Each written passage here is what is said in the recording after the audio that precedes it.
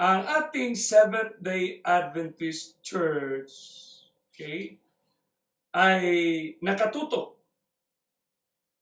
sa isang propesiya na ito ang tinatawag nating last day events. So hindi tayo mawala kasi dalawa lang yun. Yung pinag-usapan natin sa Revelation 13, yung the beast, okay, at saka yung the beast with lamp-like horn. So, definitely, nakatutok iso sa tinatawag natin sa day na little horn. Okay? Little horn lang talaga, kapatid yan. So, kung ang little horn, please, no, sa mga offshoots, reform, at sa lahat ng mga ministries dyan, masyadong nakatutok tayo sa mga anong mga teorya, hindi natin nakitaan yung salita ni Kristo na nag-prescribe, nag-describe ng little horn. Kasi yung little horn na yan, yun ang sinabi ng Panginoon. Ito yung subject matter ng ating story of redemption na nakasulat sa Biblia. Diba? So ang little horn na yan ay ating napag-alaman sa ating pag-aaral sa Daniel 8:23 sa River Olay, second time around on the latter time. Sa latter time ng kanyang kapangyarihan, magkaroon siya ng power, no? Authority, rulership. Ang tawag niyan, kapatid, na restored. Bakit restored? Kasi previously, they ruled the whole world. Nawala siya, kaya on the second time around, sa restored. So, ibig sabihin, kung restored ang power niya, ang importanteng tanong natin na dapat itanong, okay? Kasi ito ang pinaka-critical. Ang importanteng tanong, ano ba yung power niya na nagawa niya sa mga bansa na ang lahat ng bansa nag-subscribe sa kanya? Ibig sabihin, sa Revelation pa, drink the wine. Di ba? Drink the wine. So, ibig sabihin, talagang ininom. A choice ng isang individual na ininom. So, malabo talaga yung conspiracy, yung pipilit ka ng pima, ipipilit ka ng ganyan, no? Hindi, kasi ito, drink, you know, she made the all nations drink of the wine. So, ininom talaga, kapatid. Ininom siya. So, ano yung power na yun na napainom niya ang lahat ng mga bansa? She made all nations drink. So, napag-araman din natin, so, nung Revelation, Matthew 24, sa Mount of Olives, yung Matthew 24:14, and this gospel. So, mayroong principle, mayroong gospel, mayroong philosophy, okay, na advocacy, na napaka-powerful, na napakaganda, pero hindi sang-ayon doon sa blueprint na ibinigay ng Panginoon. So ano yung what is her power that made all nations drink? Exactly Daniel 8:25. Kaya nga sinabi ng Daniel 8:24, and he shall destroy wonderfully. Bakit wonderful? Kasi na-involve ang decision making. The way we understand. Ang tawag niyan, policy. Ang tawag niyan, set of principles. Sipin mo yung communist principles, it moves the world. Hanggang ngayon nga, hindi matigil-tigil ito sa Pilipinas, hindi matigil-tigil sa iba. Yung tinatawag principles of a classless society. Yan. Yan tawag niya mga policy, set of principles, kapatid. So napag-alaman natin na ang little horn, mayroon siyang policy. Ano yung policy niya? Principles niya. Ano yung principles na itinuro niya? Ano yung teachings na yan? Pag policy, ibig sabihin, teachings, philosophy. So, ating napag-alaman na mayroong powerful policy o set of principles na talagang ang lahat ng tao ay mabighani. Bakit? Kasi para sa kapakanan mo, para sa kabutihan natin lahat. Ang tawag niyan, the Catholic social teachings. The common good is a concept central to the Catholic teachings. Sa Wikipedia ito, kapatid, no?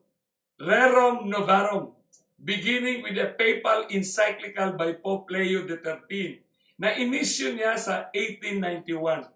Itong 1891, siyempre papasok na, maaktibo na ang industrialization diyan. No, may mga printing press niya. So dito mayroon ng mga massive working opportunities. So ang Rerum Novarum ay agad nagkaroon ng encyclical para matugunan yung karapatan ng mga mamamayan, yung salary, yung wages of the poor, how they will be protected. So the masses will be protected. So yun ang tawag na Rerum Novarum, in defense of labor, in defense of the general populations. So dito nagsimula, kapatid. Kaya nga yung common good na yan, na inintroduce ng Second Vatican Council na pinag-aralan natin kagabi, ay talagang halos almost all nations of the world. Kaya ang mga konsepto, mapping the economy for the common good, no, grassroots institute yan. Puntahan natin naman yung mga human dignity, rights, and common good. Makikita, we need to be kind and fair to everyone. Is it not biblical? Be kind and fair to everyone. Hindi ba? The golden rule. Mayroon pa dito sa Foreign Office blog. Sinabi sa Foreign Office, making a reality, gawing realidad of the common good. No? So makikita mo ang mga iba't ibang bansa gumagawa ng mga services, no, magpabahay program, yung tinatawag yung mga Habitat for Humanity. So yung common good na yan, kapatid, development and peace. Kikita mo yan, no? Development and peace, common good, development and peace. Saan yung makasilipan niya na masama?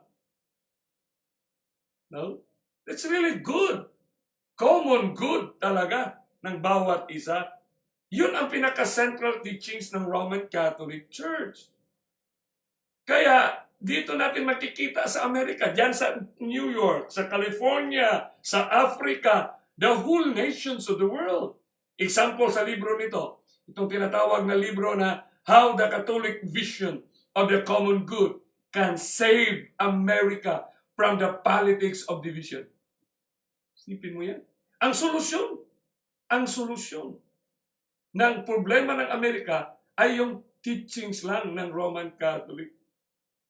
Ganda. Ito forwarded ito by Senator Robert P. Casey Jr. Bago lang ito, kapatid.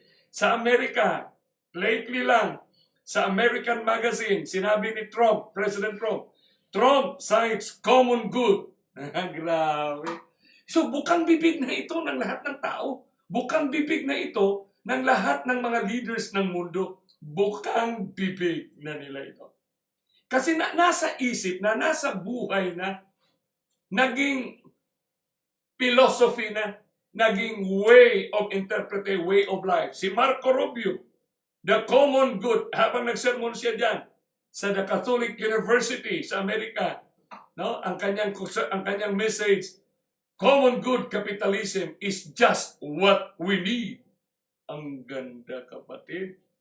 Sila mismo, yung mga prominent na mga Amerikano diyan sa Amerika, sipin mo, recognize nila na ang need ng Amerika ay common good.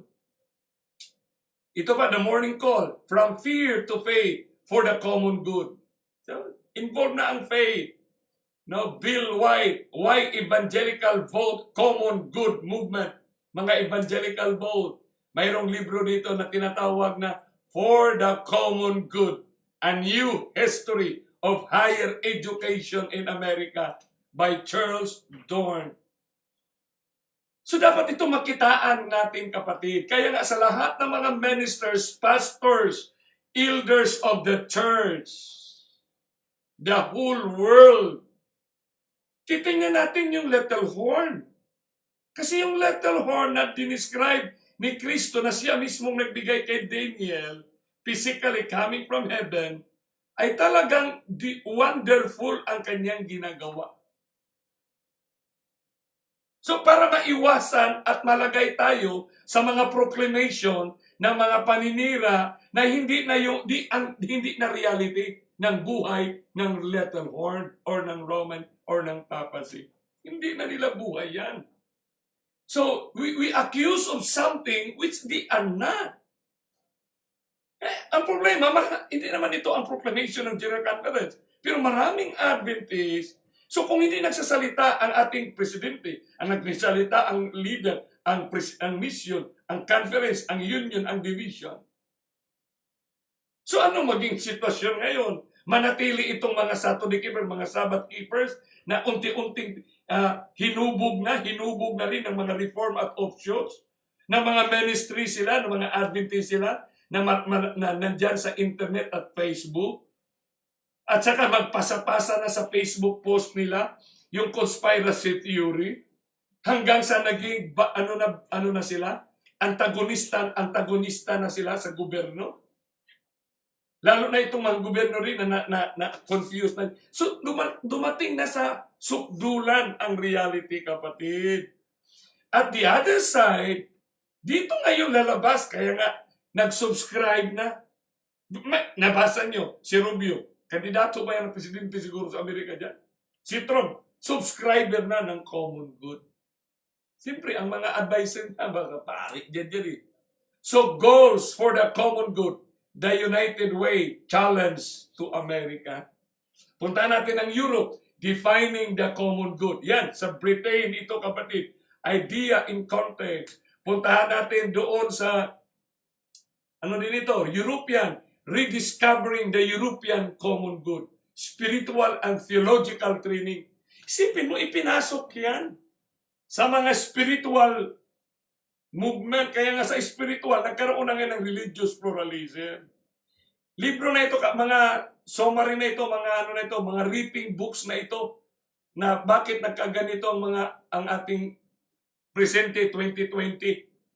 Hanggang naabutan na tayo ng COVID 2019. Rediscovering the European common good, my friend. So yung common good na yan, di ba? Mababasa niyo man, September 21 to 23, 2018, na more spiritual center, La Parel. Grabe. Punta natin sa Muslim, public Islam, and the common good. So kahit ganyan sila kapatid, Shiite and the Sunnite, nag-struggle sila dyan. Pero dumating na ngayon na mayroon na silang mga engagement of seminars, conventions. Kaya nga, ang last na doon sa Abu Dhabi ginawa yung religious gathering ng interfaith. Punta na China and the common good. Lahat yan kapatid. Japan and the common good. Thailand, common good. Vietnam, common good. Philippines, common good. Name a nations of the world na hindi na nakainom nitong prinsipyo, drinking the wine or the teachings. Teachings ito kapatid na napakaganda. Kasi yung teachings na napakaganda ay mag-mold siya the way we think and behave and the way we respond to challenges. Kaya nga pag mayroong calamities agad, nag-response agad tayo. Kaya nga tayo, pag nag-response din tayo, nagtulong din tayo, sama-sama din tayo magtulong sa mga social services natin. Kasi we've been framed up to think that way. Di ba? Active agad tayo kung mayroong mga lindol, mga sunog. Dito na agad ang mga Adventist punta doon. Kasi what's wrong with it? Di ba? Pero yung gumagalaw na policy, teachings policy, na may kaakibat na integration and assimilation, dito natin makikita kung gaano na yung power ng kanilang social philosophy. Kaya nga, China, no? Yung tinatawag dyan, China and the common good. And picking the alliance between Western capitalism and Chinese communism. The common good foundation. Diba? Pag binasa mo mga libro na to, wala na. Tapos na ang kanilang ginagawa. Tapos na. Kaya nga nagka-COVID-19 na tayo, kapatid. Pinahintulutan na ng Panginoon ang ganyang global attack. Yung global ba? Siyempre droplets of the plague yan eh. Bakit? Ano ba ang akala nyo sa plague, kapatid? Matagal pa? At tingnan natin, no? Kaya itong common purpose, we can do it if we work together as a team. Common purpose, kasi ang purpose natin, makamit ang pagkakaisa. Sa pagkakaisa, mayroong kapayapaan. Pag mayroong kapayapaan, mayroong prosperity, di ba? Prosperity tayo, kapatid. Kaya ngayong gabi, the Catholic social teachings, the common good, ay so powerful, my friend. Kaya nga may libro kayong mabili dyan sa St. Paul Publications. Sa lahat ng ISM, mayroong St. Paul Publications. Yung mga major ISM. Bilhin yung libro na yan. Designed for a Just Society. Ang author na si James Alberione na binatify ito, gawing santos ito ni Pope John Paul II. Noon, siya yung publisher, James Alberione. Anong sinabi niya sa libro niya? Actually, page 190 na itong kinote ko. Pero sa forward niyan, sa first few pages niyan, claim talaga nila, walang solusyon ang problema ng planet Earth except the social doctrine of the church. Okay, kita mo yan? Church na ang term dyan, hindi na Roman Catholic. Kasi yung church means ecumenical na. Ibig sabihin, matagal nang nagkasunduan ang mga relihiyon. Hindi lang siguro nakikitaan natin ang kasunduan gaya ng ating pag-iisip na kasunduan, pero yung integrating philosophy or assimilating principles ay gumagalaw at kumikilos at naging purma ng lahat ng ating kaganapan. Take note, design, and sinabi niya dito, in order to be authentic, development must be complete. Ano ba sinabi niya? Integral. That it has to promote the good, to promote the good of every man and of the whole man. Bigat nito. Napakabigat, to promote the good. Kaya nga, pagbasahin natin ngayon ang Spirit of Prophecy, kailangan natin manalangin sa Panginoon. Okay? Kailangan natin manalangin, kapatid. Shall we bow our heads for prayer? Great God, loving Father, in the throne of your grace, kami po'y lumalapit, isang guni ang aming puso't isipan upang aming maintindihan ang gumagalaw na kaganapan sa aming kalagitnaan. This is a movement going on right now. So thank you, Lord Jesus Christ, for giving us the prescription, and thank you, Lord Holy Spirit, for bringing us into this line, radical reconnection, every 8 o'clock. Thank you for inspiring us and giving us understanding and inspiration for us to prepare for your soon return. In Christ's name we pray. Amen. So dito natin maintindihan, kapatid ha, tingnan nyo. To promote the good of every man and of the whole man. Grabe. Sa lahat ng tao. And of the whole man. Yung whole ba? Yung pagkabuo mo. Physical, social, spiritual, mental. Yun ang ibig sabihin. Promote the good of every man and of the whole man. Yung pagkatao talaga natin. Ibig sabihin, itang talawag ito is formation or cultural inculturation. Yung inculturating. No? Kaya para magkaroon ng new humanity. And the new humanity, may spirituality, kaya tawag niyan, new spirituality. So si Ellen G. White nagsulat sa 591, Face a Great Controversy, 1888 niya sinulat, nagsabi niya. Kaya nga, na 1891 ito yung common good ni Pope Leo XIII. Kasi nabasa na niya ang Great Controversy ni Ellen G. White. Siyempre, nabasa niya yan doon eh. Pero sinabi dito, Satan's policy in this final conflict. Tandaan niyo palagi ha. Ang palisiya daw ni Satanas sa final conflict with God's people is the same that he employed in the opening of the great controversy in heaven. He professed. So ito yung nature ng gawain ng kaaway ni Kristo. He professed to be seeking to promote the stability of divine government. So, doon sa langit, prinomote nga niya yung divine government while secretly bending every effort to secure its overthrow. So, to promote the stability. So, ang movement talaga niya is promotion. Bakit itong conspiracy theory ay hindi naman promotion, ay depopulation? At saka yung mga, kung ano pa yung mga forceful na, na i-inject ang mga 666. Ito na para pahirapan na ang mga Saturday keepers. Pinagtawanan tayo niyan sa ganyang mga pag-iisip, kapatid. So dito natin maintindihan na si Kristo mismo ang nagsabi nito. Kaya nga, ito ang tatayo. Your lot will stand at the end of the days. Yun ang sabi niya kay Daniel.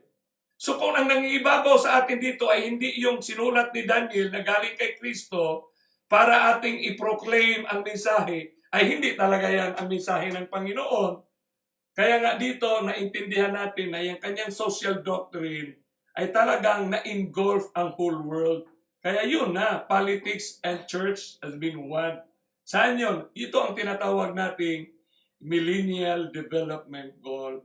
Nag-start yan sa year 2000 at natapos yan sa 2015. From 2015 to 2020 ngayon, ang tawag sa atin ngayon ay Sustainable Development. Sustain daw, i-sustain kung ano ang na-develop. Pero pagbasahin mo ang dokumento ng United Nations Development Program, itong MDG, by the way kapatid ha, walang bansa sa mundo na hindi subscriber ng MDG. Kasi wala kang magawa eh. Dahil nga na-establish ng open trade policy, yung GATT, yung mga WTO, yung mga international regulations on exchange of trade, economics, kasi no man is around. You cannot survive in a nationalistic condition. So it must be global. So natanggal na yung tinatawag nating mga national boundaries. Anong sinabi ng Millennial Development Goal? The MDG, sabi pa dito, provide a framework for the entire international community. Framework ba? Itong hulmahan ng entire international community to work together na magtrabaho ng sama-sama papunta sa towards a common end. Yeah. Making sure that human development reaches everyone and everywhere. Lahat.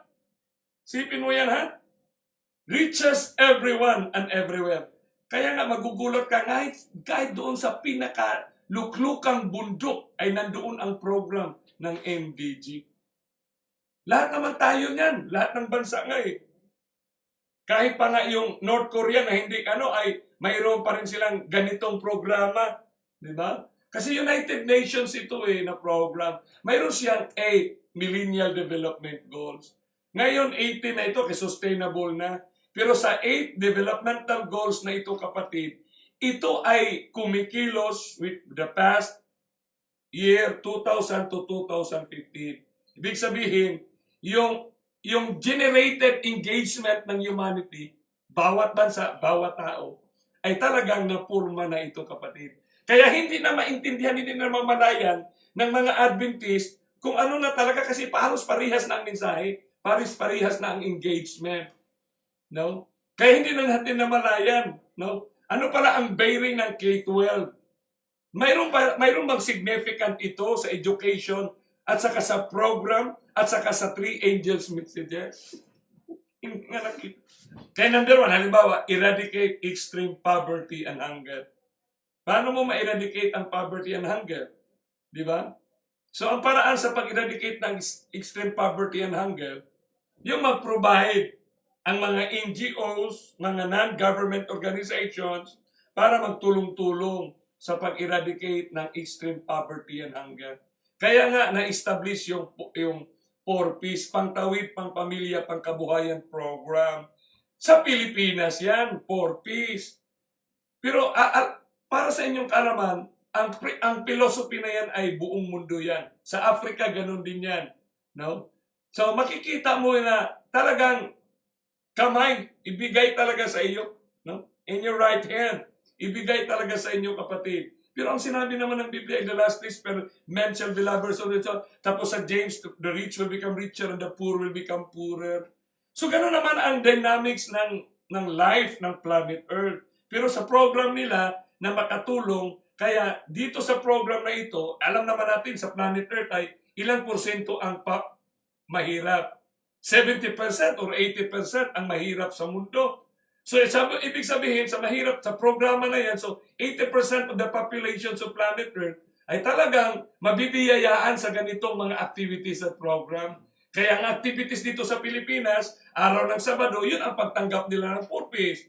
Yun din ang kanilang pagpunta sa bangko. Kung hindi naman sa Sabado, mayroon silang activities naman sa Green Revolution, cleaning. Talagang buried yan siya, kapatid, but eventually, if each fibers of its activities are geared towards na hindi mo namalayan, ay ikaw napasama ka na doon at hindi ka na nakapaghanda sa pagsalubong na by faith, yung faith factor, wala nang faith factor ngayon kasi libreng kain na eh. Every 2 months, mag-withdraw sila, meron na isang sakong bigat. Wala na yung faith factor. So, lahat ngayon ay, ikaw na ngayon ang tinutulungan. Ibig ikaw Adventist, ikaw ang magtulong, sa iyong mga pananim, ikaw magbigay, ikaw na ngayon ang tinutulungan.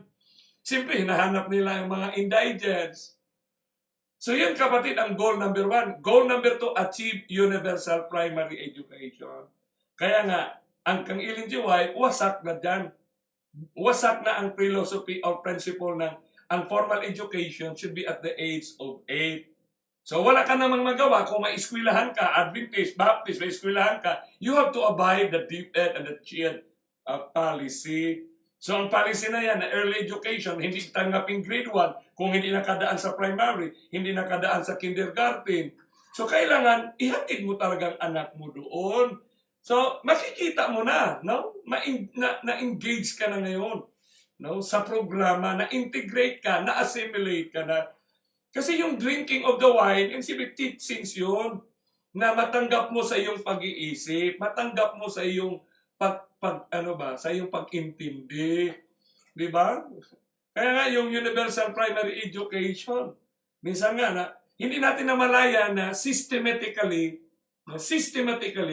in the system, ang bata, pag ipaaral mo yan ng maliliit pa, kapatid, 5 years old, 4 years old, takbo na takbo yan. Now, in the process of disciplining children, na hindi naman sa kanila dapat yung formal education, pag takbo-takbo niya, stop, you sit down. Iano mo sila sa ganyan. Pag ganyan ang maging dynamics niyan, kapatid, mayroong psychology sa science na nagsasabi na if a child lives in suppression, you suppress the natural tendency to run, to play. If you suppress that, my friend, if the child lives in suppression, he learns to be rebellious. Rebellious na ang kanyang spirit. Kaya magugulat ang mga magulang sa ating generation. Saan kaya nagmana yung ating mga anak? Na hindi na mabait naman ito. Tracing hindi natin alam. We've been systematically, it is in the system, built on the circulations of the blood. Nandoon na mismo, kapatid, yung system na yan. No? Na if a child lives in suppression, he learns to be rebellious. Unknowingly, at the age of 4. Now, hindi mo na namalayan. So dito naman sa goal number 3, promote gender equality and empower women. So dito sa philosophy ng gender equality and empower women, unknown to most theologians, Christian denominations, especially Seventh-day Adventist scholars, mga scholars sa Andrews o sa amang mga universities diyan sa Australia, hindi na malayan ng ating mga theologians na ang policy principles of empowering women, lumaganap siya sa lahat ng fibers of our church. Kaya nagkaroon ngayon ng sigaw ng women's equality, kaya nagkaroon ng sigaw ng women's ordination for the common end na matulungan na ma-spread ang gospel. Matulungan yung baptism, matulungan yung ganyan, kapatid. That's really so subtle, my beloved friends. So subtle. No? Napaka-subtle na philosophy. So hindi naman na yan. Kaya yun ang nag-shake ng foundation ng church. Kaya ang GC ngayon, buti na lang hindi natuloy, kung natuloy pa ang General Conference ngayong taon na hindi pa na COVID, ay talagang manalo na siguro ang women's ordination. Kasi ang North America, kasama na yung Europe, kasama na yung ibang mga dito naman sa East, dito naman sa Far East, kung ano lang daw ang masusunod sila. So, wala silang strong foundation na tinayuan. Buti na lang yung Africa, very strong sila na do not allow women's ordination. Pero ngayon, nag-ordain na ang Amerika ng mga babae dyan. Kasi byproduct na ito ng philosophy. Matagal na ito, 1965 pa ito, kapatid. Kaya pagbasahin mo ang Vatican Council to, kaya ngayon sa Katolika mayroon na silang women. Mayroon na silang women recognizing the role of women. Kaya mayroon na silang president sa mga matataas nilang mga institutions. So napaka-clear yan, kapatid. Napaka-clear yan na dapat ninyong makikita. Dito naman sa 4, 5, 6 na mga goal ng Millennial Development Goal, it talks about health. Mga health na ito. Kaya dito sa health na ito, doon na pumasok yung alternative arts of healing. Sa alternative arts of healing, hindi na malaya ng maraming mga Adventist na mga health conscious at naging health enthusiast at naging health promoters na ang kanilang mga practices or protocol of healing ay naka-integrate na sa spiritualism. Kasi Eastern belief na pumasok na yung Eastern teachings or Eastern philosophy of healing. Yan, kapatid. Mabigat yan. Meron tayong special episode niyan. No, paano na pero ang GC naman sa Adventist, sa Department of Health, mayroon naman silang yung New Age Health Lectures. Nandoon malinaw. Pero dito, hindi na nila nakita yan. Kaya yung defiling movement, defiling at fornicating, so subtle siya na hindi mo na namalayan. No? Hindi mo na namalayan, kapatid. Hindi mo na namalayan. So dito, naintindihan natin. Kawawa nga yung mga nag-claim ng mga scholars Kawawa nga sila dyan. Kaya nga, sa empowering of women, ano na sila, yung karapatan daw na yung mga gender equality, kumplito na yan sila ngayon, kapatid. Kumplito na yan sila. No? So number 7, ensure environmental sustainability. Ano yung sustainability ng environment? Kaya nga, nandito na tayo sa panahon. Kaya nga, yung goal ng global climate crisis. So kailangan the whole world must participate. No? Mayroon na tayong dyan, matagal ng activity yan. Kaya nga, sustainability na lang ngayon. So, mayroong mga program na tapat ko, linis ko, tapat mo, linis mo. Napakaganda yan, kapatid. No, saan ba natin sisilipin yung defiling movement nito? Kasi movement ang ating pinag-usapan. So, makikita natin ngayon. Kaya paano natin i-appreciate at paano natin titingnan yung ating pagka-Adventist o yung mga naghahanda sa pagsalubong. Kung talaga may paghahanda ba? Di ba? Kasi, hardly distinguishable pa, sabi pa nga ni Lindsay White. So dahil hindi nila nakikita karamihan sa Adventist yung mga tinatawag na hindi pa sandilo, kaya yung iba, pabunjing-bunjing pa sa pananampalataya, wala pa Ay, alam namin, pag magkabuo na, pagsabihin na ng union, pagsabihin na ng division, pagsabihin na ng conference na ito na, takbo na kami sa bundok, tatakbo na kami. You are 120% wrong on that interpretation, on that concept. And that, mawala na talaga, kapatid. So dito sa number 8, ito rin, mabigat ito. Develop a global partnership for development. Ang global partnership, kapatid, pag binasa mo ang detalye ng 8 na to, it talks about private and public partnership. Tawag nga, public-private partnership. Yung matagal nang hinihintay na nila na magkaroon ng union of church and state, hinihintay nila yung para matagal na palang nag-work out, matagal na palang na-implement, at hindi nila alam, kabahagi na pala sila sa Union of Church and State. Kawawa nga kasi, kawawa nga talaga, kapatid. So, truth stands by itself. Kasi Daniel 8:25, and through His policy, He shall cause craft to prosper. Talagang nag-prosper ito. Kaya nga ito, He shall stand in in the holy place. Talagang tumayo talaga siya sa lahat ng simbahan, including na sa holy place, sa Jerusalem, including na sa Israel, sa modern Israel. Huwag na kayong mag-denial stage, mga kapatid. Kayong nasa institutional world, kayong nasa dyan, mga district leader, mga pastor, ay sumilip naman sa katotohanan. Ino-offer na ito ngayon. Mayroon tayo rin, rejection will be the cause. Hindi naman dahil na tayo mali sa doktrina, pero sabi ni White, because you rejected the offers of truth. Kaya nito nga kapatid, tingnan mo. No? Example lang ko lang kayo ng mga partnership.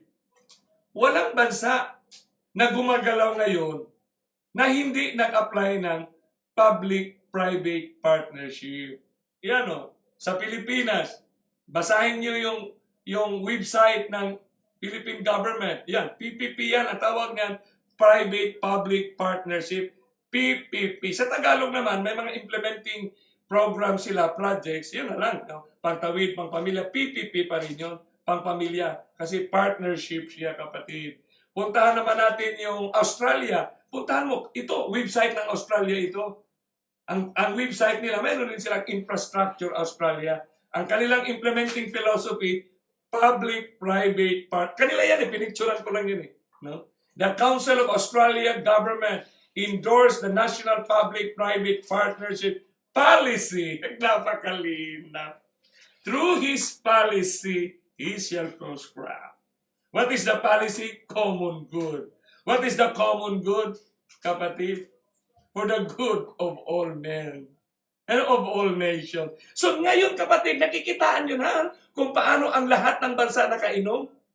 Diba? Ano yung ininom? Hindi sandilo, kapatid. Ang sandilo, and consequential end lang ang gagawin nila dyan.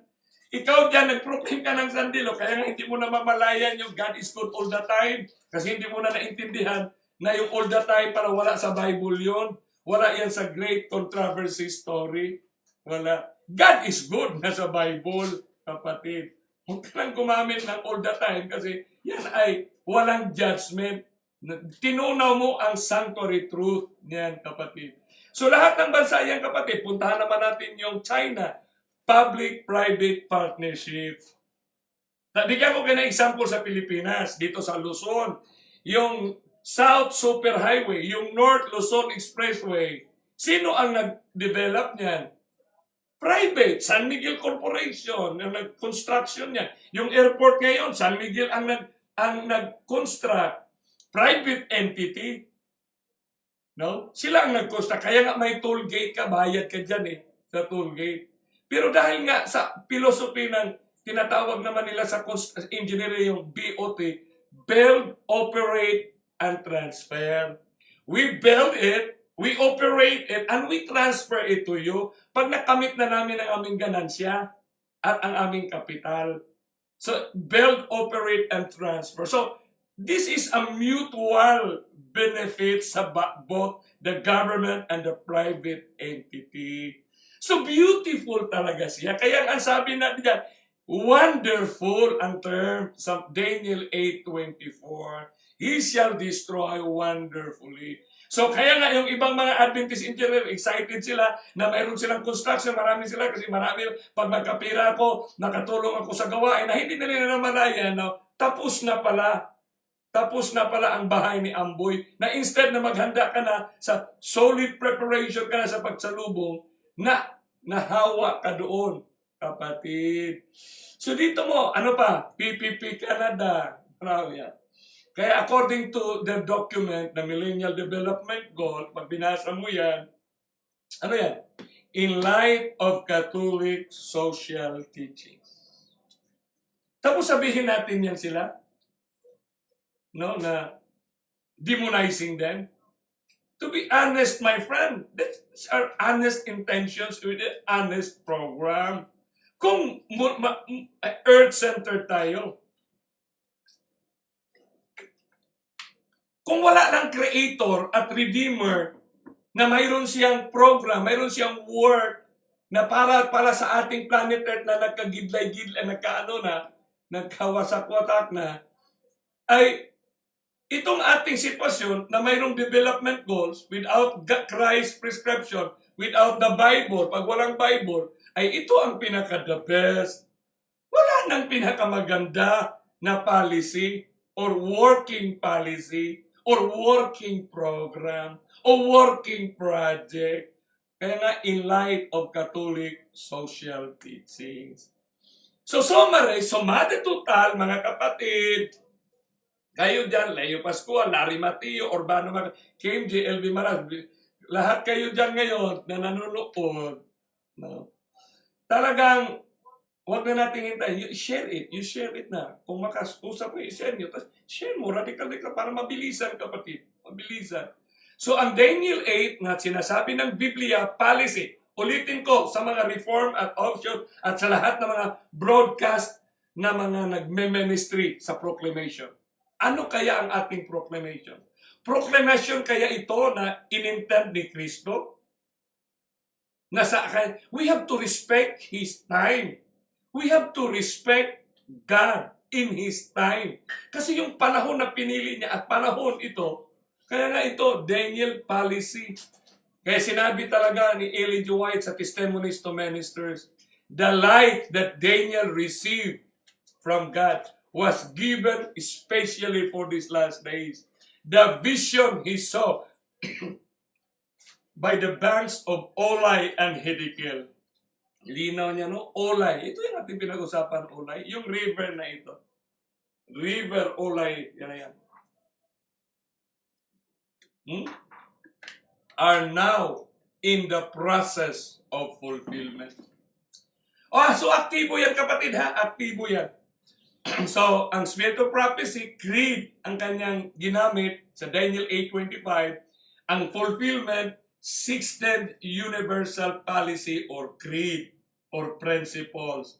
Ang title niyan, Design for a Just Society. Hindi naman sinabi, Design for an Evil World, for an Evil Society. That would be unfair. Na sila'y nagpaplano para patayin. Wala yan, kapatid, sa Biblia. Wala yan. Ang kanilang implementation to kill, kung magkaroon na itong after the first plague or the second, kailangan na natin ng one worship na i-implement nila yung sabdilo. I-implement talaga yun nila. Pero hindi yan ang ating dapat titingnan. Ang titingnan natin na hindi tayo naging bahagi, naging participant na ang ating mga oras. Kaya ang implementing arm is the United Nations Developmental Program. So dahil dyan, kapatid, mayroon tayong concise summary. Ang tawag nito, Compendium of the Social Doctrine. Bilihin nyo yan, hindi yan of the Roman Catholic Church na yan. Bagong published yan. Mabili nyo yan sa National Bookstore at sa East End, sa St. Paul Publication. Tingnan mo mga picture niyan. Lahat ng mga manggagawa, lahat ng sektor ay tinugunan ang mga problema. Finances, yung mga how to manage, how to develop livelihood. Lahat yan, kapatid. That is already in partnership. Kasi may mga department sa gobyerno at mayroon na sa church na in partnership talaga yan. Ang laman ng libro na yan, pagbasahin mo, magugulat ka kasi an integral and solidary humanism. Pag binasa mo yan, yung part 1, God's plan of love for humanity. Komplito yan, kapatid. Ulitin ko, kapatid, ha? Lahat ng mga program at activities ngayon sa gobyerno at sa buong mundo ay pinatakbo ng Second Vatican Council, my friend. Kita itong concise, ang meaning ng compendium, concise information of a document. Ito yung document ng kanilang social doctrine. God's liberating actions in the history of Israel. Pag grabe yan, kapatid, it's all about God. It's all about us, you and me, right now. Kung paano tayo tinulungan, paano nakagraduate ang mga maestra sa mga funds, yung PAPI na funded by the, paano nakapag-aral paano nasuportahan ang mga construction sa iba't ibang institusyon ng mundo sa pamamagitan ng NGOs na doon pinadaan. Kaya nga meron sila ditong the universal destination of goods, the common good. Ano yan? Pag binasa mo yan, doon mo makikita bakit nagkaroon tayo ang lahat ng mundo ngayon ng ISO. Ano yung ISO? International Standardization. Para maproteksyonan ang buhay, life, at ang produkto. Kasi pag may produkto ka, makain ba yan ng ibang bansa? So kailangan yung produkto mo, yung services mo, hospital ka, kay ISO ba recognize yan? Kasi mayroong independent group na mag-recognize naman kung ikaw ay qualified ka. No, maliban sa tertiary hospital ka o ang education, ang academy mo o ang eskwelahan mo, no, kung ang eskwelahan mo ba ay in line with the standardization, my friend. So yun ang naging dahilan bakit nagkaroon yan. Hindi yan sumipot na walang pinaghugutan. Halimbawa yung K-12, no, may pinanggalingan, may hinugutan siya ng mga philosophy. The international community, bakit magkaroon tayo ng mga international community? No, para magkaroon ng fraternity, yung unity, yung exchange of products, exchange of trade, exchange of knowledge. Halimbawa ngayon, so nag-exchange lang sa COVID, so magsama-sama para solusyonan. No? Pero nakikita naman natin na grabe na yung gravity, magnitude na ng mga virus ngayon. Di ba? Kasi, siyempre, iba na ang takbo ng ating henerasyon. The fundamental rules, the organizations of international community, na nandoon na, kumplito to lahat, kapatid. Basta all social aspects of our human existence. Nandito na lahat ito, kapatid. No? So, titingnan ko yung mga pangalan dyan, hindi ko mabasa dyan. Okay, hindi ko mabasa. So, ano pa yung kanilang mga dito? Social doctrine and ecclesial actions. Dito mo makikita yung lahat ng mga simbahan, paano tayo magkasama-sama, kaya may social doctrine and the inculturation of faith. Sipin mo, inculturation. Way of life, character formation. Actually, inculturation is character formation. Ito mga option, pasigaw-sigaw ng character, hindi nila alam pala, kabahagi na pala sila ng character formation na na-implement sa mga program, sa mga business design, at sa ibang mga activities yan. Social doctrine and social pastoral activity. So, kailangan mga interpastoral program, nandoon, kapatid. So, ngayon, kahit ngayon, umaga, bukas, tingnan nyo, basahin nyo, tanongin nyo, yung mga program ng munisipyo, barangay, lahat ito nandoon na lahat. At you will, at the end of the day, you will realize na, ito pala ang teachings ng Roman Catholic. So, wonderful. So, we have to pay gratitude to them na maganda ang hindi yung mga conspiracy, kapatid. Pero sinong nagsabi nito? Si Kristo. He shall cause craft to prosper in his hand. Talagang mag-prosper yan, kapatid. Kaya, yan ang kanilang mga program. Pagdating natin dyan, service in human person, yan, service in cultures. In terms of culture, sa mga schools, sa mga, lahat ng eskwelahan, makikita mong curriculum dyan. Kaya sa mga eskwelahan, mayroong mga palarong pambansa, mayroong mga inter-schools, sa mga inter-schools projects and program, may mga theme yan. Yung theme nila, hindi yan nawawala doon sa one faith, one nations, one people, and think global at local. Yan, tinadami dyan. So, service in economy, service in politics. So, kaya nga, hindi ka magtaka, bakit sa mga global Miss Universe, Olympic Games, lahat yan ay may mga theme. May mga theme yan. Kaya sa mga question and answer sa Miss Universe, Miss Earth, meron ng Miss Earth. Kasi dito kasi hinubog tayo yung pansandaigdigang paghubog ng ating espiritualidad. And so profound and it's so silent na hindi natin namalayan, kapatid, na ang oras natin ay wala na pala. Akala natin magsimula pa tayong mag-country living, tapos na pala kasi present time na. Kaya, for a civilization of love. Kaya maganda ito mapakinggan ng ating mga missions, mga unions, na kausapin nyo. Kayo namang member sa church dyan, kausapin nyo, personal nyo kausapin, na ito na ang panahon natin. Nandito na tayo sa pasasama-sama tayong maghanda. Kaya tungkol sa Sabbath nga, itong libro na Earth Community at Earth Ethics, Yeah, mabili nyo yan dyan sa St. Paul. Itanong nyo dyan, nandyan pa siguro yung libro na yan. Sa libro na yan, mababasa mo na paano nila ni-recognize na ang rest or Sabbath is the only solution sa planet Earth.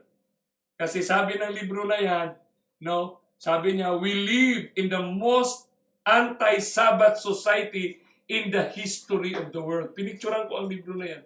Yun ang sinabi niya. Namumuhay daw tayo sa pinaka-antay na Sabbath society in the history of the world. Bakit daw? Kasi pinagyabang natin ang 24/7. Ang 24/7, 7 days a week, no? 365 days a year. Di ba? May mga tindahan na bukas sila 24 hours, 7 days a week. So, dahil dyan kapatid, walang rest, nagkasakit ang mga tao.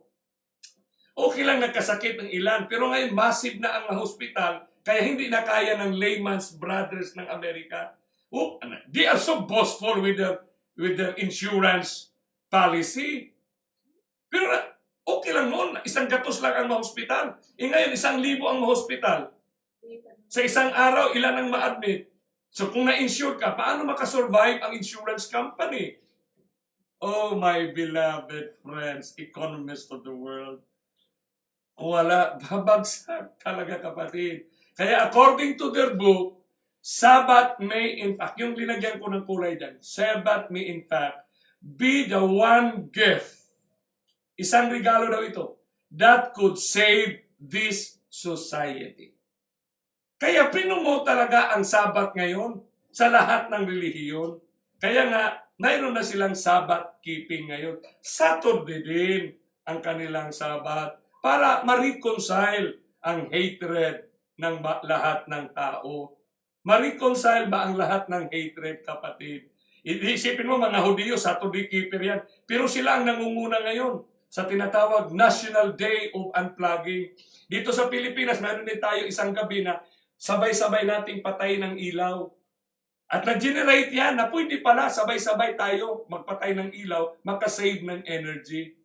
Whole world pwede din pala tayo sabay-sabay. Kaya nga, sabay-sabay tayong magtakip ng bibig at ilong, sabay-sabay tayong mag-face mask, sabay-sabay din tayong nasa loob ng bahay. Yung na-engage na tayo sa sabay-sabay.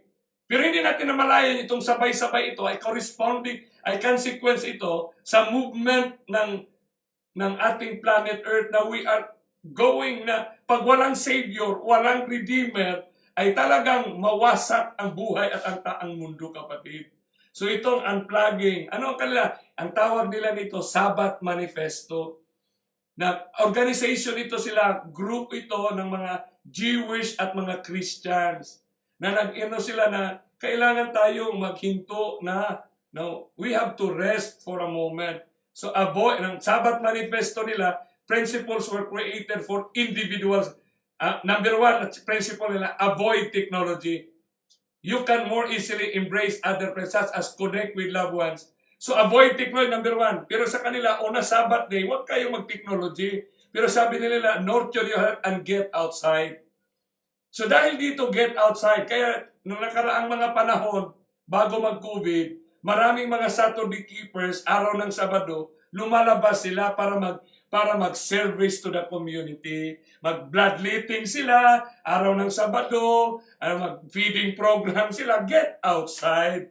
Kasi yung church nyo, kung tamang doktrina nyo, pero wala naman kayong experience of serving. Kasi sabi sa Bible na, pinakain nyo ako, pinainom nyo ako. Sa anong paraan? Yung pala daw, paano natin gagawin ang Christ model. Ay matagal na yan, kapatid. So kung ganyan pa rin tayo tumingin, ay hindi pala natin nagawa yung ating pagka-matulungin. No, na we are not living in a program. We live through the grace and faith in Christ sa kanyang instruction. Christ's life, give His life. He give His life for others to be saved. Yun naman ang pinaka-bottom line nito, kapatid. Kaya nga, dito sa issue, kapatid, sa issue ng Sabbath, ba? Sa North Dakota in August of 2011, di ba? August 22, the North Dakota Catholic Conference say, Sunday law benefits all people. Iyo, ikita mo na. the North Dakota Catholic responded to criticisms of a law restricting Sunday hours for business, saying the regulation benefits the whole of society. The purpose of North Dakota Sunday closing law is not to impose times of worship, nor it is to demand adherence to religious doctrine. The purpose of the law is to preserve the common good by ensuring that society is not overtaken by work and profit. According to Christopher Dodson, Executive Director of the North Dakota, isipin mo kapatid, napakaganda na nito for the purpose of the common, not a religious doctrine adherence. Example, maraming testimony nang siniraduhan nila ang kanilang tindahan ng araw ng linggo, nag-rest sila. The following Sunday, dumubli ang kita nila. So maraming testimony. In 2009, at the height of global recession, ang Germany ay nag-implement ng Sunday closing law. Nag-react ang tourism ng Germany. Paano hindi pwede yun? Kasi mga tourist ito. Hindi. Kailangan close talaga on Sunday. Sa pag-implement nila ng Sunday closing law, the only booming economy in 2009 is Germany. Bakit? So marami na silang manifestation of evidence na when you close on Sunday, maraming blessings na dumarating. Ang ganda niyan, mga parinti, mga Suliano clan. No? Makikita natin kung paano diniscuss ng Bible. Babasahin lang natin. So titingnan natin, huwag na kayong titingin sa relihiyon. Ang importante, makikita niyo yung salita ng Panginoong Hesukristo at ang nangyayari sa ating mundo. So ang importante ay mapanghawakan natin itong inano ng Panginoon sa atin. Yung kanyang plan or story of redemption. Kaya dito, maintindihan natin na rather than restricting individual freedom, no, yung Sunday ay closing laws liberate and free people from anti-social degeneration. Tanong, hindi ba talaga anti-social degeneration ang walang pahinga? Ang 24/7 ba ay nakakatulong ba sa tao? Hindi. Nagkasakit ang mga tao. Sipin mo, kaya nga itong nagdami ang AIDS, nagdami ang mga sakit kapatid sa mundo, lalo na dito sa eastern part, dahil dito sa 24/7 na trabaho, lalo na sa call centers. Diba? Sa mga call centers, wala silang tulog So paano sila makarecover kapatid? Kaya napakataas ng data ng mga kasakit sa mga nagtatrabaho sa call centers kapatid. So, naramdaman natin yan kapatid no? So dito natin maintindihan. Kaya may sinabi si Ellen G. White. Basahin natin ito, mabigat ito. Mabigat. Sinabi ni Sister White sa MYP, no? Page 83 page 83 paragraph 2. Anong sinabi niya? Oh, how Satan watches, di ba? To see his bait, yung bitag niya, taken so readily, sinunggaban, and to see souls walking in the very path he has prepared. Grabe. Siyempre, binasa niya ang Daniel 8. Ilang taon na si Satanas nagbasa-basa niyan. So naghanda siya ng mga daan na hindi mo makikita. Paano makikita ang principle at philosophy kung ito ay religious na ang dating? Kaya sinabi niya nito, in the very path he has prepared. Pagbasahin mo ang buong chapters nito, makikita mo talaga dito ang kung binasa lang ito ng mga conspiracy theory ng mga Adventist ngayon, grabe, hindi sila mapahamak, masugamak sa ganyang klaseng mga turo, kapatid. No? Kaya, nabibiktima din sa mga maraming mga scams. Kasi ang theory, scams din niya. So itong sinabi ng Ellen G. White. Si Satanas daw, he does not want them to give up praying. Ayaw ni Satanas na i-give up natin ang pagkamapanalanginin and maintaining a form of religious duties. Come on. For he can thus make them more useful in his service? Hindi naman ito. Hindi. More useful in his service. Mabigat ito, Pastor Andoy. No? Ito ang ating union director diyan sa NPUC. He unites his sophistry and deceptive snares with their experiences and professions, and thus wonderfully advances his cause. Tanong, ano pala ang cause? Kilusan. Ano ang kausa ng kaaway ni Kristo ngayon? Dapat mag-isip tayo. Simula pa nun yung sabi nga ni Kristo dyan sa Mount of Olives, unang binungat, let no man deceive you. Kasi lahat ng statement, gospel, pati gospel, may element, yung ginamit ang gospel, lahat ay biblical ang kanilang gagawin ng kaaway. So ano ang cause niya? Advances his cause. Siyempre ang ending ito ay mapapunta tayo doon sa 1,000 years of peace and prosperity. Kasi ang ending natin, Christ is coming and we will be there in 1,000 years in heaven. Ganun lang kasimple, kapatid. So tingnan natin, kapatid, ha? Dalawa lang pala. Two outstanding bait of Satan in this closing time. Ang ganda nito, tingnan mo, sister, dalawang outstanding bitag ni Satanas sa pagsira ng panahon. Number 1, prayer. Ha? Prayer? Sinabi tayo, pray without ceasing. Prayer. Kasi ang prayer, kapatid, yan ang ating pinaka-ubod. The essence, the ultimate manifestation of spirituality. Kung mapanalinginin ka, relihiyoso kang tao, spiritual ka na tao. Di ba? Yun ang prayer. Luhod ka, taimtim ka, mabait na tao yan, mapanalanginin. Spiritual yan na tao. Kasi prayer. Pero si Satanas pala, he does not want you to give up praying. Huy! Mamulat tayo nito, mabigat ito. Kasi ito daw ang kanyang pinakamaganda, advances his cause. Makapa-advance ng kanyang cause ito. Pangalawa, ayaw niyang huminto tayo sa ating form of religious duties. Pag sinabing religious duties, ano yun?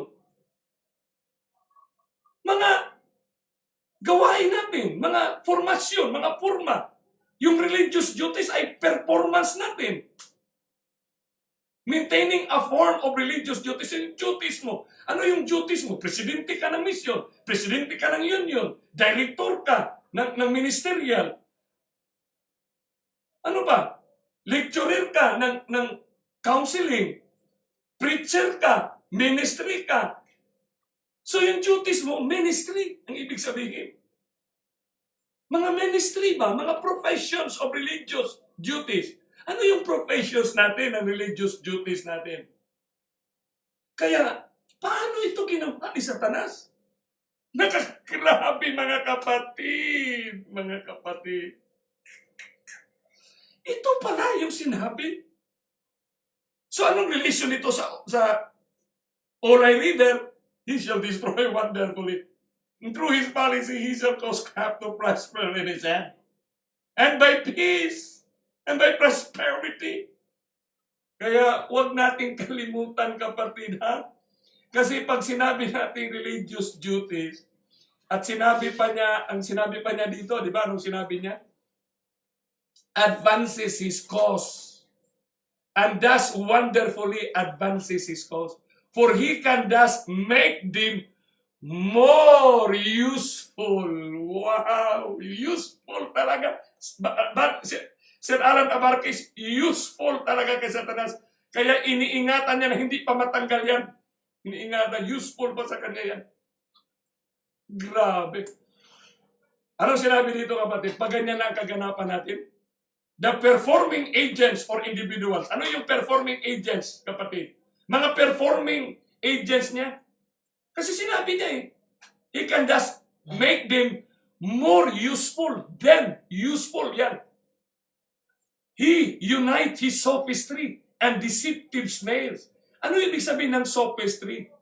Kaya pag sinabi nating professions, yung duties, spiritual counselor, priest, ministers, pastors, elders, deacon, or Christians as a whole. Ano yung experiences ng kanyang mga ahente? Emotion-laden activities. Life-changing testimonies. Ha? Tingnan natin itong mga kaganapan kasi itong nangyari eh. Actual involvement in serving others. Thus missions as a medical missions feeding program.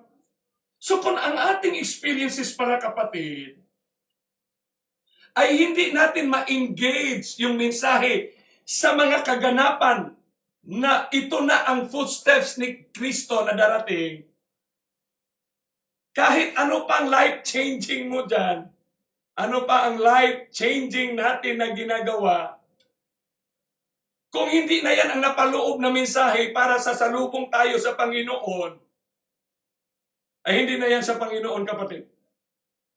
Naabutan na tayo ng COVID-19 ngayon, na hindi na nga tayo makagalaw. Tinakpan ng ating bibig na hindi tayo na makapagsalita. Kasi yung laway mo ay may virus na. Kita mo yan. So kung ano man ang ating mga sinasabang nating noble, kasi mga noble ang programa, kapatid, ng sustainable development for the good of every man and of the whole man. Mga religious din yan, kapatid. Ministries yan. Prayer yan, kapatid. Kaya ulitin na, oh, how Satan watches to see his mate taken so readily and to see souls walking in the very path he has prepared. He does not want them to give up praying and maintaining a form of religious duties, for thus he can make them more useful in his service. Kilosana, he unites his sophistry and deceptive snares. Grabe. Ano yung kaniyang sophistry and deceptive? Kaya yung cause, yung kausa nila, unity of faith, yun ang kanilang kausa. Advances wonderfully his cause. Ano yung cause ngayon? Unity of faith, integration and assimilation. He unites his sophistry and deceptive snares. Ano, saan yung deception doon? Siyempre, panahon na tayong maghanda sa lubong. Matagal na tayo. Ilang taon na yan eh. More than 100 years na yung country living. Tapos ngayon ka pa mag-country living. Kung sinunod lang ng mga Adventist yung country living, tayo ang pinakamayaman ng mga tao sa Pilipinas o sa mundo. Kasi ngayon, ang pinakamahal na lupa nasa bundok. Nasa bundok. Sa bundok, ano ang kikitain? Paano tayo? Mag-advise ba ang Panginoon ng ganyan nung walang bearing na hindi ka asinso? Kaya sa prayer, kapatid, doon ay experiences. Grabe, iyak-iyakan sa mga prayer gatherings. Grabe. Pero sa mga prayer nyo, sa mga prayer formation nyo, pinag-aralan nyo ba sa prayer ninyo? Nagpasalamat kayo na itong mga kaganapan pala ay footsteps of an approaching God. Nakikita nyo ba na ang salita ng Panginoon ay yan na ngayon ang nangyay? Truth stands by Christ standing in your presence. Nakikita ba natin yung promise ni Kristo na Daniel, your lot will stand at the end of the days? Na siya mismo, si Daniel, ang salita niya ay ito ang nakikita natin sa ating harapan ng ating mga mata. Kasi sa harapan ng ating mga mata, kung ito ang sinabi ni Daniel, makikita mo ang kilos ng iyong munisipyo at ng iyong eskwelahan. Kaya nga spiritual formation, kapatid. No? Paano pinupurma-purma ang ministry ngayon ng mundo? Ang meaning ng sophistry sa dictionary, especially use of clever but false argument, especially with intentions of this sophistry. Yung profession naman, yung employment mo, calling mo, vocation, yung calling ng religion, ministry. No? Nagme-ministry daw sila ng mga taga-Amerika, pumunta sa Agusan, sa Palawan, ministry nila. Position Scottish. Tapos conspiracy ng mga dinidistribute. Kaya and thus wonderfully advances his cause. Grabe, no? Kaya kapatid, ano yung mga nagkatunggaling prinsipyo? 1,000 years of Christ's reign on earth. 1,000 years of Satan ba ang pinag-usapan dyan? Hindi yan. 1,000 years of Christ's reign on earth. Pero kay Kristo sa Biblia, sa ating ngayon, doon tayo sa 1,000 years sa langit. So, ngayon dapat, ang gagawin natin, Preparation to leave planet Earth to meet Christ. Preparation na tayo. Warning proclamation. Kasi the coming Lamb. Makikita mo, kapatid. Tingnan mo ang sinasabi dito. Tingnan mo ha, basahin natin yung sinabi ni Great Controversy 321. The popular view, sikat na pananaw, view, teachings, policy, the popular view of the spiritual reign of Christ. Sinong maghari? Kristo A temporal millennium before the end of the world was not sustained by the word of God. This doctrine, pointing to 1,000 years of righteousness, dito tayo nadadali sa doctrine na ito, hindi sa Sabbath and Sunday, kapatid. Kasi ang tao, pag na-convict sila sa prinsipyo ng coming ni Jesus, na yun pala ay you need to be in holiness with Him on the Sabbath, it takes only a second to change from Sunday to Saturday. Pero kung ang ating prinsipyo, kapatid, ay nakadoon pa rin na hindi tayo nakapaganda kay dito tayo sa pinahawakan natin ng conspiracy, hintayin pa natin na ganito ang mangyari, magkaroon ng sandilo, pagdating ng sandilo, mag-persecution na. This doctrine pointing to 1,000 years of righteousness and peace before the personal coming of the Lord. Tingnan nyo, statement nyo. Put far off the terrors of the day of God. Isinantabi yung nakatakot-takot na araw ng Panginoon. Ano yung other day of the Lord? The day of the Lord kasi that Christ as our Lord is the Lamb. And mayroong wrath of the Lamb, kapatid. Mayroong wrath of the Lamb. Kasi judgment hour. Kasi ang tinuturo naman talaga nila, doctrine of 1,000 years of righteousness and peace. So kung righteousness and teachings, kapatid, siyempre mga ministry yun. Mga ministries, magkaya ng maraming ministries ngayon sa lahat ng mga simbahan.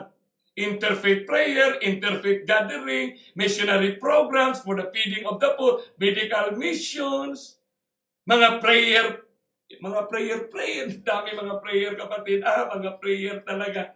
Mga prayer ba? Mga missionaries. Kasi yun ang movement. Pero ang tanong ba, itong ating ginagawa ngayon, mga crusade, mga ipinakita ba natin na ang nangyayari sa mundo ay ito ang nakasulat na sinabi ni Kristo? Para mabigay natin na ang salita ng Diyos, buhay, living word of God. Kasi kung basihan lang natin yung ating mga itinuturo, copy and paste na lang yan, matagal ng panahon yan. Matagal ng panahon. Kapatid, present natin ang living word, kapatid. Christ and His grace. Yung grasya ni Kristo, kapatid, ang ating kailangan ngayon. Ano yung grasya niya? Yung grasya na nagamutin ang ating mata na makakita, gamutin ang ating puso na we have to go to His Word. Although, hawak naman nila ang Bible. Ellen G. White din ang kanilang pinoproclaim. Ang problema, hindi nakatuon doon sa engagement ni Kristo na physical siyang bumaba, yung river, mount at island. Kasi ito ang last message niya, kapatid. Diba? So dapat sa dalawang ito, kapatid, titingnan mo lang, simula ngayon, na-engage mo ba ang iyong sarili na ma-express mo yung warning message at saka ma-express mo na ang mga kaganapan ngayon ay ito na ang footsteps of an approaching Christ. Ito na ang footsteps, kapatid. Kaya sinabi nga ni Ellen G. White sa Lastdaysevent, when the reasoning of philosophy, yung reasoning nila, has banished the fear of God's judgment. Kasi bakit mawala yung God's judgment? Kasi mayroon silang 1,000 years of peace and prosperity. When religious teachers, kaya relihiyon nga when religious teachers are pointing forward to a long ages of peace and prosperity, and the world are absorbed in the rounds of business and pleasures, planting and building, feasting and many, rejecting God's warning and mocking His messengers. That is in the sudden destruction. Kaya nga, binan ako Dahil sa presentation na ito, binan ako ng isang tao na walang dahilan. Hindi nga ako pinatawag. Nag-excommunicate. Mas mahigit pa yan. Mas masahol pa yan sa previous na persecution. But because of this presentation, the truth stands by itself. Grabe, kapatid. So in fact, the Protestant denominations today, with the World Council of Churches, had long been subscribing to the movement of the papacy in the field of new spirituality through the program of Week of Prayer for Christian Unity. I would encourage you to go, i-type nyo lang sa Google yung Week of Prayer for Christian Unity. Marami ka nang makikita dyan.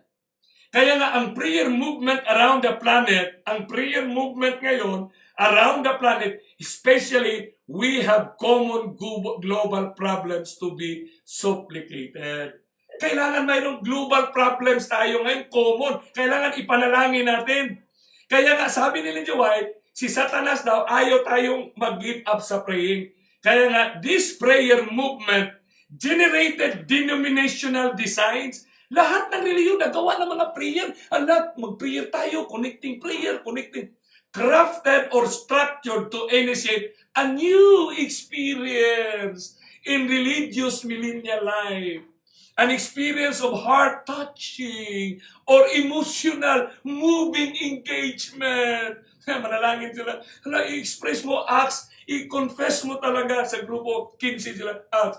Pastawarin mo ako, Panginoon, kasi nagalit ako, nagsilos ako kay James na tumabi siya sa aking girlfriend. Yung si James naman sa kabila, ano ba ang ginawa ko? Wala naman akong ginawa na masama.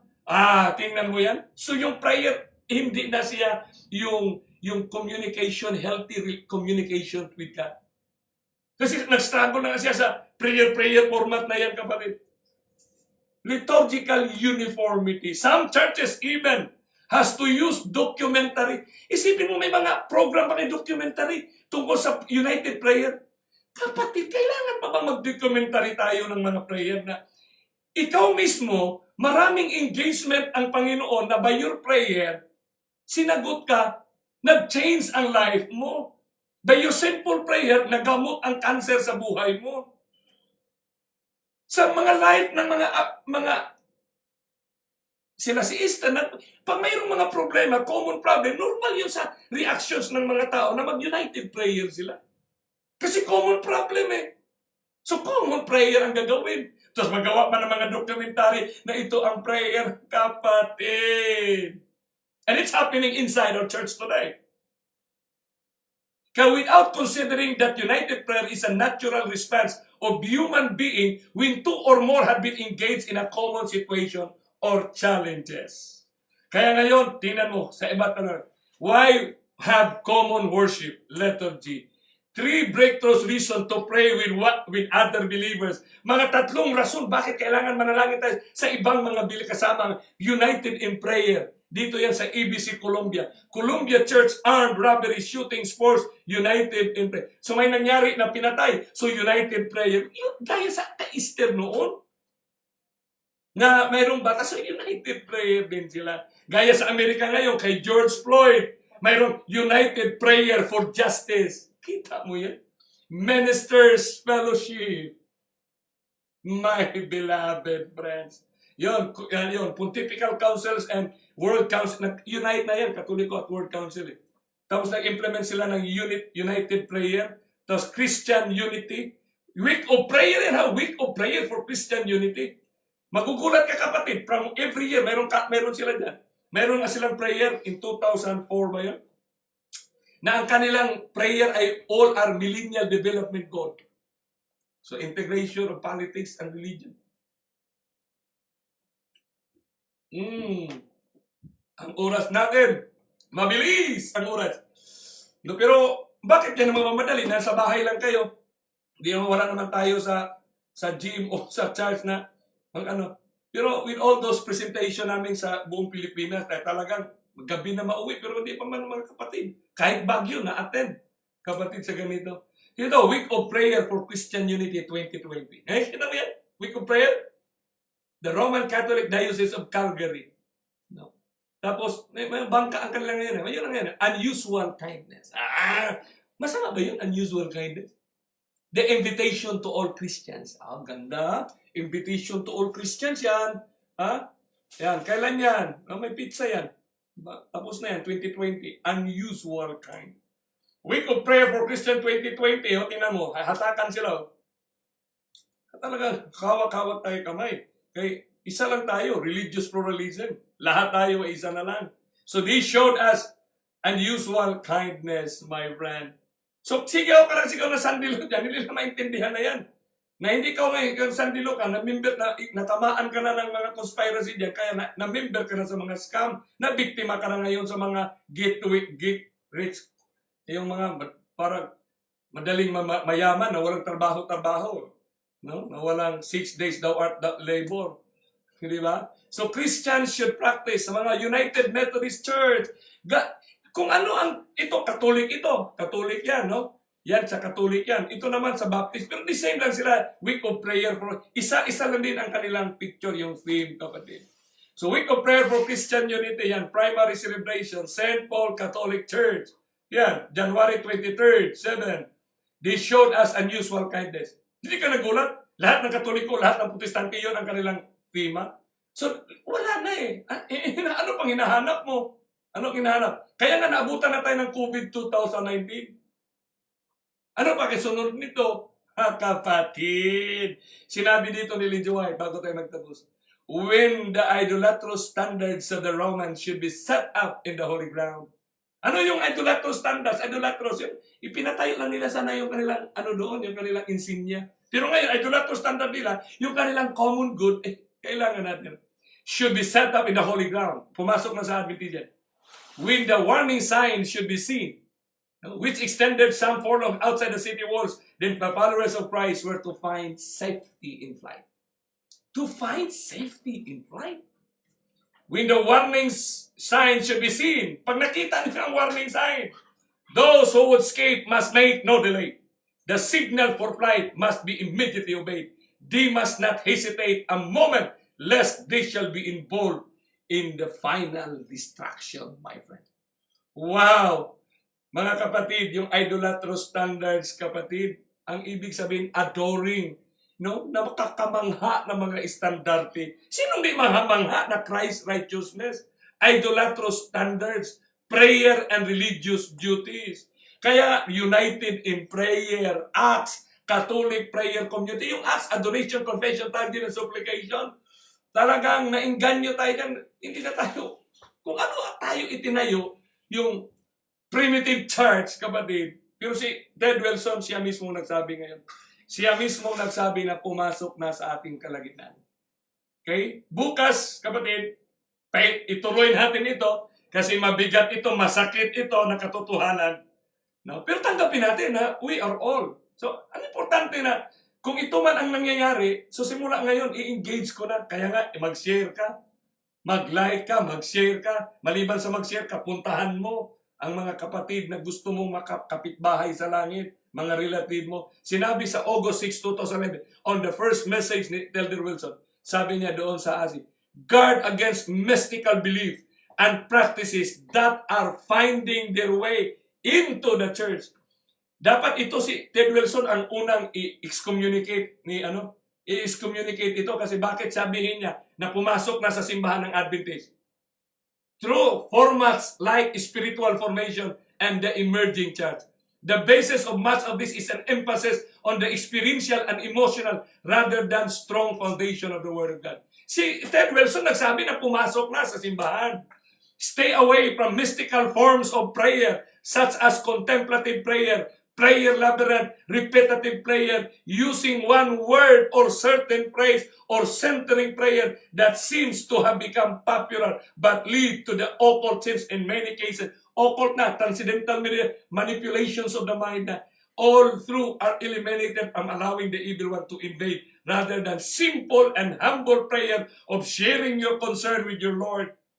Ang importante dito mga kapatid, mga kaibigan, pastors o theologians, when we get into prayer movement, let it be that the prayer movement will empower, that the grace of Christ, we will understand that we are going to make decisions to prepare and pronounce the coming of Christ.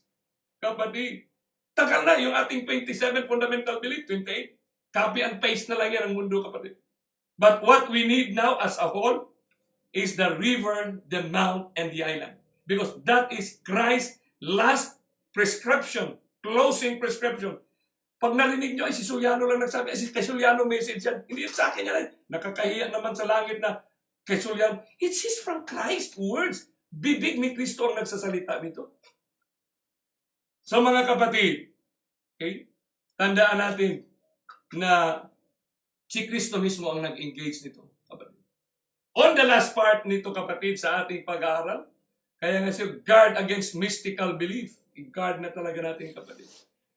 So, bukas ng gabi, pagpatuloy natin ang ating pag-aaral, the last part of this, Daniel 8:23, 24, and 25. Papasok na tayo, introduce na tayo doon, kapatid, yung tinatawag nilang persecution, sandilo.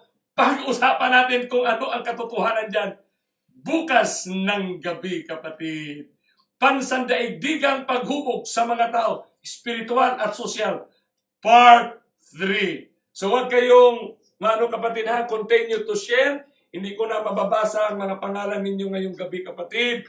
Alam ko na ang Panginoon, the Holy Spirit is inspiring you to get into this line kasi yan ay isang desisyon na alam ng langit because that decision will lead us to be sealed.